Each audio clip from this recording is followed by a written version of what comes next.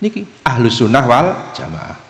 Cara saiki jenenge Nahdlatul Ulama, maka jangan tinggalkan Nahdlatul Ulama. Nabi ngendika la tajtami'u ummati ala dhalalah. Hadis ini membuang mudhof. Mudhofnya tidak disebut tapi tetap berfungsi, yang disebut cuma mudhof ilaih saja. Maka hadis itu tekstualnya la tajtami'u ummati ala dhalalah, itu tekstual. Tapi kontekstualnya adalah la tajtami'u ulama ummati ala dhalalah. Makna apa anane? Nabi ngendika kesepakatane umatku ora bakal nyasarake. Niki tekstual. Yang kita pakai bukan tekstual, kontekstual. Mila mudhofe diguang ning tetap berfungsi. Mula menawi dipun maknani komplit, kesepakatane ngulamae umatku ora bakal nyasarake. Nabi ngendika. Maka yang dijamin benarnya adalah kesepakatan ulamanya umat Islam. Kalau kesepakatan umat Islam masih mungkin menyesatkan, yang dijamin benarnya adalah kesepakatan ulamanya umat Islam. Apa itu? Nahdlatul Ulama. Maka Mbah Hasyim Asy'ari bikin NU tidak sendirian. Ada Mbah Wahab Hasbullah, ada Mbah Bisri Samsuri, ada Mbah Romli Tamim, ada Mbah Kiai Haji Mas Alwi Abdul Aziz, ada Mbah Ridwan Abdullah, ada Mbah Fakih Mas Kumambang Gresik, ada Mbah Abdul Halim Lemuiding Sumedang, Bapak Pak Asep Pacet Mojokerto, kiai terkaya se-Indonesia. Dan masih banyak lagi. Ada Mbah Maksum Lasem, Mbah Baitullah Mbah Asnawi Kudus, dan masih banyak lagi. Maka yang harus kita ikuti adalah ormas keagamaan yang berdiri atas dasar kesepakatan ulamanya umat Islam. Apa itu? Nahdlatul Ulama. Hari ini banyak ormas keagamaan tapi yang mendirikan bukan kesepakatan para ulama. Tolong hati-hati, jangan diikuti. Betul? Yang pertama, ini bukan merosting ya. Ini saya bicara tentang ilmu ya. Ini yang mau dibicarakan adalah ulama besar ya, ulama kita. Dan saya menawarkan, jangan-jangan ada sedikit persoalan di situ ya. Bismillahirrahmanirrahim, coba perhatikan apa yang beliau sampaikan. Yang pertama itu memahami hadis tersebut itu memang ada diksi yang tidak terdapat dalam hadisnya, yaitu diksi ulama. Nah, ini saya sajikan dasarnya ya.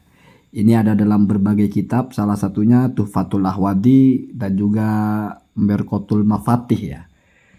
Di baris paling atas itu dimulai dari fal hadisu yadullu ala anna ijtima al muslimi. Nah, ya. Jadi yang dimaksud dengan istima al muslimin di sini hakun, adalah benar. Ini hadisnya innallaha la yajma'u ummati ala dhalalah ya, kira-kira begitu, atau samalah dengan la tajtami'u. Nah, bukan la tajtami'u, itu mungkin sabkun saja ya.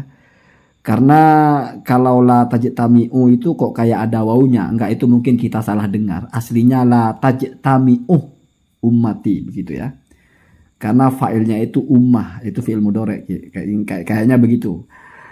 Kemudian wal muradu, adapun yang dimaksud dari hadis ini ijma'ul ulama, adalah ijma'nya para ulama. Jadi sesuai. Jadi kalau dibaca versi lengkapnya la tajtami'u ulama'i gitu ya, atau ulama'u ummati gitu. Jadi bukan sembarang umat, tapi yang kalangan ulamanya. Ini sudah sesuai ya. Ini kita bicara yang lurus dulu ya. Wala ibrata bi ijma'il awami, dan tidak ada dianggap, artinya tidak dianggap, la ibro itu tidak dianggap ada gitu, tidak diperhitungkan bi ijma'il awami, kalau yang bersepakat itu adalah orang awam. Yaitu tidak ada perhitungan atau tidak dianggap apa-apa dengan ijma'nya orang awam. Itu menegaskan narasi sebelumnya bahwasanya kesepakatan itu yang bersepakat itu ya ulama, bukan orang awam. Kenapa begitu? Li'annahu, karena sesungguhnya ijma'ul awam itu, atau yang kalau yang bersepakat itu adalah orang-orang awam, La yakunu, maka tidak ada ijma itu an ilmin, adalah berdasarkan ilmu. Sementara yang dinamakan benar, kebalikan dari sesat, itu pasti berdasarkan ilmu. Jadi tidak relevan kalau itu dianggap sebagai konsensus orang awam. Nah, kira-kira kan begitu ya. Nah kemudian ini yang menarik. Ada di bawah garis merah itu, ini juga dari kitab yang sama. Wal hadisu qad istudilla bihi ala hujjiyatil ijma'i. Ya, sudah sampai di situ. Kalau kita baca kelanjutannya, wa huwa hadisun dhaifun lakin lahu syawahid. Itu menjadi panjang kajiannya. Apa itu syawahid, apa itu turuk. Tapi kita fokus dulu biar nggak ngeblank ya. Kalau kita terjemahkan, dan hadis ini ustudilla bihi, artinya para ulama menjadikan hadis ini sebagai dalil. Kenapa memakai sigot mabni maf'ul? Karena fa'ilnya itu sudah maklum ya. Jadi sama dengan khuliqal insanu. Kenapa memakai khuliqo diciptakan? Karena sudah tahu yang menciptakan manusia. Yang menciptakan manusia itu ya Allah. Ya, di sini ustudilla bihi. Kenapa memakai dijadikan dalil? Karena kita sudah tahu Pak. Yang istadallah, yang menjadikan dalil itu ya ulama. Nggak mungkin Maman Mukidi gitu. Jadi dibuang gitu. Dikonversikan menjadi ustudillah. Dan telah dijadikan dalil hadis ini ala hujjiyatil ijma. Atas status ijma sebagai salah satu dalil dalam agama kita. Begitu kalau kita terjemahkan. Kan kita tahu dalam agama ini dalil agama itu ada kitab Al-Quran ya, ada sunnah, hadis Nabi, ada ijma, ada kias. Masing-masing ini kan punya dalil. Kenapa Al-Quran itu menjadi dalil? Ada dalilnya. Kenapa hadis menjadi dalil? Ada dalilnya. Menjadi hujjah itu. Hujjah itu kenapa menjadi hujjah? Karena ada dalilnya.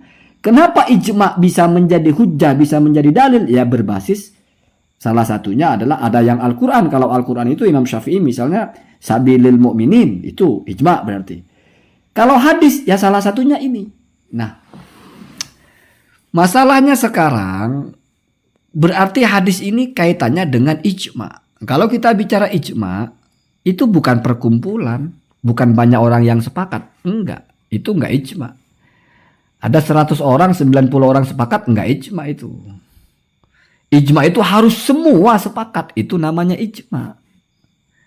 Jadi enggak soal jumlahnya berapa, enggak soal berapa banyak yang sepakat, enggak. Kalau berapa banyak itu perkumpulan namanya, bukan ijma. Ijma itu harus semuanya sepakat. Tidak ada satupun yang menolak. Itu kalau kita belajar atau kalau kita memahami konsep ijma. Nah hadis ini berarti bicara tentang sesuatu yang memang disepakati semua ulama.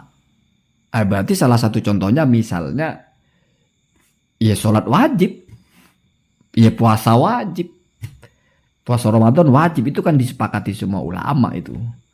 Jadi kan ada kadang-kadang satu hukum ini sabata bin nasih, sabata bil Quran, sabata bil hadis wal ijma. Ini sesuatu tetap benar secara sahih berdasarkan Al-Quran, berdasarkan hadis, berdasarkan ijma. Kalau dalam fikih misalnya, ya sedikit sekali Pak ijma'nya. Cara wudhu, mana ada ijma' cara wudhu? Niat saja. Gak ada ijma' acan-acan dalam niat itu. Ada yang mengatakan harus bersamaan, ada yang mengatakan boleh sebelumnya. Ada yang mengatakan malah nggak perlu. Jadi kan nggak ada ijma yang jelas. Nggak ada konsensus ulama tentang itu. Sedikit sekali konsensus ulama dalam masalah fikih itu. Artinya apa sebetulnya? Ini bukan berarti kalau tidak ijma salah. Enggak, malah jadi berantakan. Enggak gitu. Yang ijma sudah pasti benar. Yang tidak ijma enggak lalu pasti salah. Nah, oke. Itu sudah terlalu melompat ya. Kita kembali lagi ke basicnya. Jadi ini bicara ijma. Lalu pertanyaannya adalah, ya, ini saya tidak menyalahkan siapa-siapa, hanya berbagi pemikiran.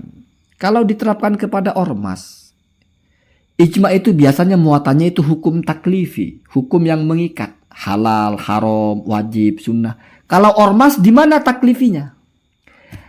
Misalnya semua ulama sepakat mendirikan ormas, yang mereka sepakati itu kan berdirinya.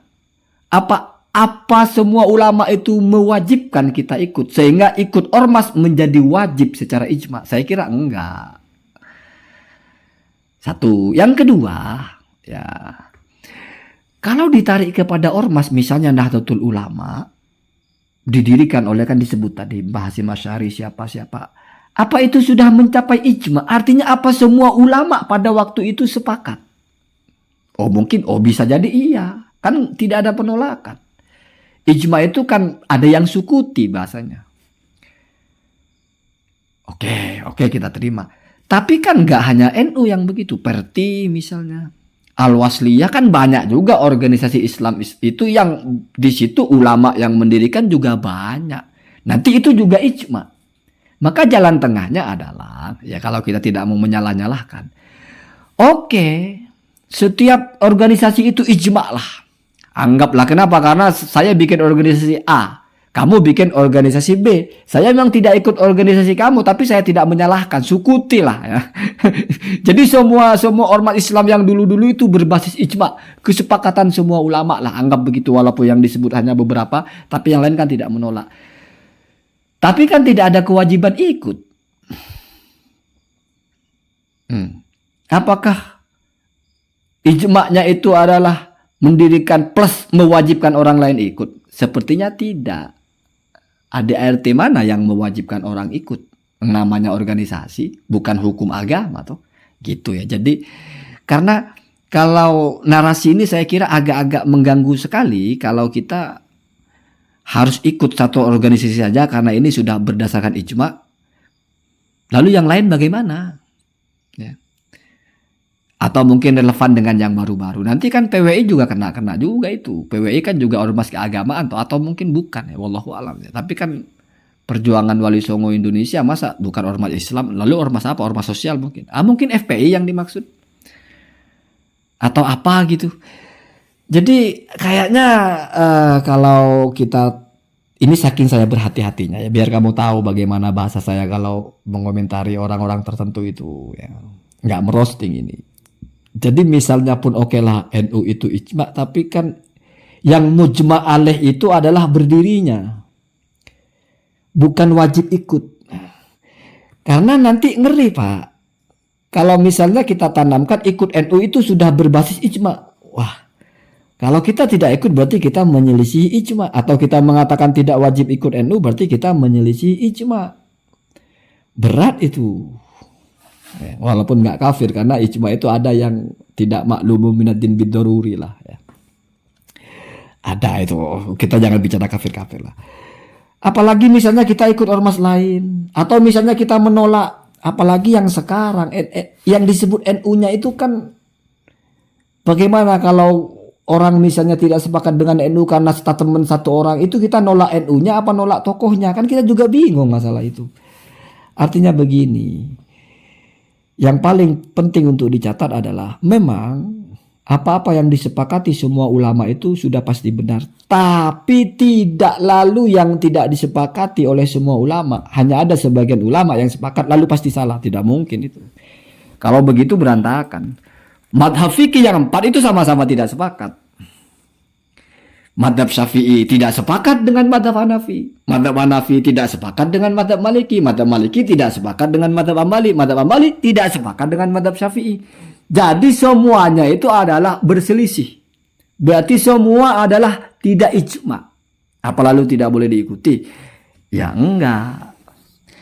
Kalau kita beribadah harus berdasarkan ijma semua, nggak bisa ibadah kita itu.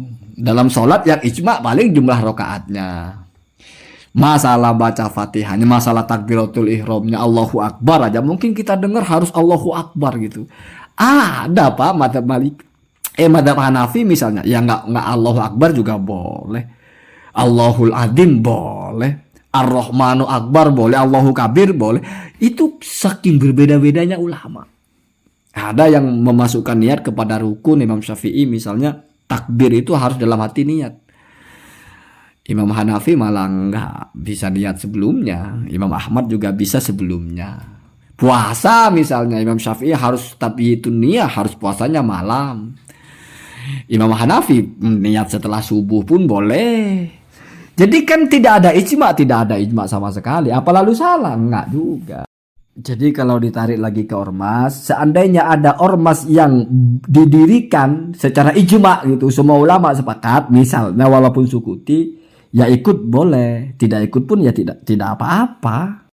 Terkecuali misalnya ijma seluruh ulama harus ikut ormas itu, itu baru kita harus ikut. Tapi kan ijma'nya bukan harus ikut.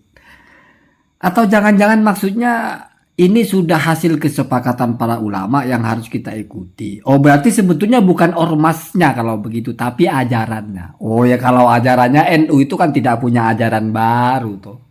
Madhabnya ya yang 4. Madhab akidahnya ya kalau enggak Asy'ariyah Maturidiyah. Madhab torikohnya ya kalau enggak Syadiliyah, Imam torikohnya lah ya. Tasawuf bahasanya itu kan ya Junaid al-Baghdadi misalnya. Itu berarti seruan untuk mengikuti Ahlus Sunnah wal Jamaah. Dan biasanya dalilnya bukan ijma, tapi as-sawadul a'dham, kelompok mayoritas. Yang saya dengar sih begitu. Kenapa kita ikut NU lah? Kenapa kita ikut madhab yang 4 itu? Kenapa kita ikut antara yang 2 itu? Karena itu adalah asyawadul a'dham. Itu adalah kelompok mayoritas. Dan diajarkan oleh Rasul kalau ada perpecahan ikut yang mayoritas. Tapi yang gak ijma juga. Karena kalau harus ijma baru kita ikuti, ya terus yang tidak ijma terus kita ikut siapa kalau ijma'nya tidak ada? Di dalam sholat yang tidak ijma terus kita ikut yang mana? Kan begitu ya. Jadi mungkin maksudnya adalah ya ikut Ahlus Sunnah wal Jamaah ya iya kalau masalah itu kita sepakat. Walaupun pada akhirnya Ahlus Sunnah wal Jamaah semuanya juga mengaku Ahlus Sunnah wal Jamaah. Ada yang satunya Jamiyah Thariqah Ahlus Sunnah wal Jamaah, ada yang satunya Jamiyah Thariqah An-Nahdiyah. An-Nahdiyah Ahlus Sunnah wal Jamaah. Berarti kan sama itu ya. Ini udah mau kelepasan ya. Jadi begitu saja sebetulnya. Artinya orang ikut ormas apapun kalau sebatas ikut ormas ya. Saya kira nggak berkaitan dengan taklif ya. Apa hukumnya ikut ormas NU? Ya kalau misalnya ikut kunut misalnya ya. Atau ikut Asy'ariyah Maturidiyah bukan ikut NU itu. Sebelum NU ada ribuan tahun sudah ada itu. 4 madhab ribuan tahun sebelum NU ada sudah ada. Ya, bahkan diksi Ahlus Sunnah wal Jamaah itu sudah ada ribuan tahun, bukan ya? Ya mungkin ratusan lah sebelum NU ada. Jadi Murtadho Az-Zabidi, Said Murtadho Az-Zabidi misalnya mengistilahkan apa itu Al-Jamaah itu apa, Ahlus Sunnah itu apa kan sudah ada di situ ya. Dan itu yang diadopsi oleh NU. Jadi kalau kita mengikuti itu, ya sebetulnya bukan mengikuti NU, tapi mengikuti Ahlus Sunnah wal Jamaah. Itu pun apa bahasanya ya, pendasarannya keijmaannya itu tidak menjadi latar belakang kita harus ikut ormas karena ijma ya, enggak juga ya. Dan sekali lagi kalau ijma'nya Sukuti ya semua ormas Islam ya bisa jadi ijma'nya Sukuti ya banyak, yang lain kan tidak menolak ya. Walaupun kita bicara yang dulu-dulu boleh, kalau yang baru-baru mungkin, apalagi yang mendirikan ulama juga bukan ya, mengulamakan diri yang ngapain terlalu banyak ormas ya. Nah kemudian itu kelanjutannya wahwa hadisun dhaifun. Ini hadisnya memang dhaif, lakin tetapi lahu syawahidu, dia itu memiliki banyak syawahid ya. Apa sih syawahid itu? Syawahid itu kan dari kata syahidun. Artinya ada hadis lain dari jalur sahabat yang lain, itu namanya syahid. Jadi Rasulullah ketika menyabdakan satu hadis didengar oleh satu sahabat. Mungkin di waktu yang lain Rasulullah menyampaikan hadis dengan makna yang sama, redaksi yang berbeda, didengar oleh sahabat yang lain. Ada 2 hadis, satu tujuan, satu makna, berbeda jalur sahabat, itu namanya syahid. Maka yang A menjadi syahid atas yang B, B menjadi syahid atas yang A. Contohnya itu yang masyhur itu misalnya hadis tentang betapa ruginya orang yang terlewat sholat asar. Itu hadisnya itu ada yang jalur sahabat Ibnu Umar, yang sampai kepada Imam Bukhari, Imam Muslim. Ada juga yang sampai kepada Imam At-Tirmidzi itu, kalau nggak At-Tirmidzi apa An-Nasai lah. Pokoknya ulama hadis yang lain jalurnya lewat Muawiyah. Jadi dari Nabi ke Muawiyah lewat beberapa orang sampai kepada ulama hadisnya. Dari Nabi ke Ibnu Umar ya, sampai kepada Imam Bukhari. Dari Nabi ke Ibnu Umar sampai ke Imam Muslim. Nah biasanya juga dari Ibnu Umar ke Imam Muslim, dari Ibnu Umar ke Imam Bukhari itu beda lagi jalurnya. Jadi cuma sama di sahabat tapi beda di jalur bawahnya. Itu namanya turuk berarti. Misalnya Imam Bukhari mendapatkan hadis itu dari jalur Nafi ke Ibnu Umar. Imam Muslim mendapatkan hadis itu dari jalur putranya Ibnu Umar, bukan Nafi tapi putranya Ibnu Umar. Dari bapaknya yaitu Ibnu Umar. Nah, jadi kalau yang berbeda itu sahabatnya namanya syawahid. Kalau yang berbeda itu di bawah sahabat, sahabatnya satu. Tapi kok sahabat ini pernah menjelaskan hadis ini kepada A, lalu sampai kepada Imam Bukhari. Menjelaskan hadis ini kepada B, sampai kepada Imam Muslim. Menjadi jalur akses sanadnya itu namanya turuk. Nah, berbeda-beda. Dan sama, yang punya Imam Bukhari disebut turuk oleh hadisnya Imam Muslim, yang punya Imam Muslim disebut turuk. Ya, disebut jalur lain. Ya. Jadi kalau di bawahnya disebut jalur, kalau di atasnya disebut saksi. Nah, kira-kira begitu ya. Jadi mungkin itu untuk membedakan ya. Kalau yang berbeda di kalangan sahabat itu menggunakan bahasa syahid. Kalau yang berbeda di bawahnya sahabat menggunakan bahasa torik atau turuk ya. Yaitu etika. Memang dalam ulama itu banyak sekali mereka punya etika dalam berbahasa. Misalnya dalam mazhab Syafi'i itu ada bedanya. Kalau qolah itu biasanya kepada Imam Syafi'i. Bahkan kadang-kadang nassoh. Waqad nassoh asy-Syafi'i, telah mengenaskan. Mengenaskan itu bukan tragis ya, tapi membuat satu nas gitu ya. Padahal kalau kita baca nas itu ya firman Allah dan sabda Nabi, nas kan begitu. Tapi terkadang dipakai oleh ulama untuk membedakan dengan di bawahnya. Jadi kalau misalnya al-aqwal al-mukhtalifah, ucapan yang berbeda-beda, itu biasanya yang berbeda-beda itu ucapan Imam Syafi'i.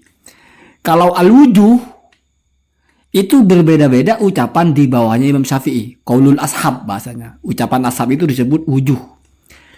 Maka misalnya, fi hadza qaulani, di dalam hal ini ada dua qaul. Itu berarti Imam Syafi'i ada dua qaul dalam masalah ini. Kalau wa fi hadza wajhani, dalam masalah ini ada dua wajah. Oh berarti bukan Imam Syafi'i yang dua, tapi yang bawahnya. Jadi ashab itu berbeda-beda. Nah itu kan cara berbahasa gitu ya. Sehingga misalnya ucapan Imam Syafi'i itu disebutnya ada ad-dohir, ada al-adhar.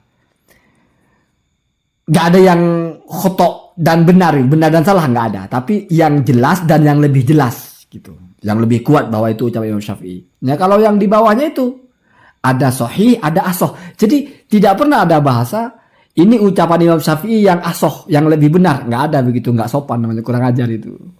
Ya. Biasanya kalau sahih dan asoh itu meleveli atau mensifati itu pendapat ashab, bukan mentahrik ucapan Imam Syafi'i. Kalau ucapan Imam Syafi'i itu ketika dinilai grade-nya ada yang adhar, ada yang dohir. Biasanya begitu. Ada yang lebih jelas kalau ini ucapan Imam Syafi'i. Ada yang masyhur gitu. Ini masyhur ucapan Imam Syafi'i. Ada ini gharib. Maksudnya itu adalah yang mengatakan ini ucapan Imam Syafi'i sedikit. Lebih banyak ini yang mengatakan ini ucapan Imam Syafi'i. Oh, berarti al-adhar lebih jelas atau al-masyhur dan sebagainya. Mungkin agak meleset, tapi yang jelas ada hierarki bahasa itu ada. Dalam ulama itu ada ya. Jadi nggak ada bahasanya ucapan Imam Syafi'i yang sahih, ucapan Imam Syafi'i yang asoh. Kenapa? Karena kalau sahih dan asoh ini kan benar lebih benar. Kayak kok nggak sopan kalau ke Imam Syafi'i gitu. Makanya dipakainya itu dohir adhar misalnya. Kalau kepada bawah Imam Syafi'i boleh. Begitu juga ke Rasulullah. Kalau ke Rasulullah itu termnya ada sahih, ada hasan, ada doif, ada maudu. Jadi nggak ada hadis sahih di bawahnya asoh gitu. Sahih asoh nggak dipakai lagi. Jadi sahih bawahnya itu hasan. Itu diksi-diksi ulama itu. Itu bid'ah semua itu karena Nabi tidak pernah mengajarkan begitu ya.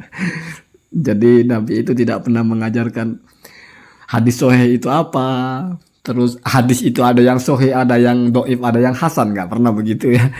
Itu kreasi atau itu ijtihad para ulama untuk mempermudahkan agama ini kita mengamalkan. Begitu ya, Allahumma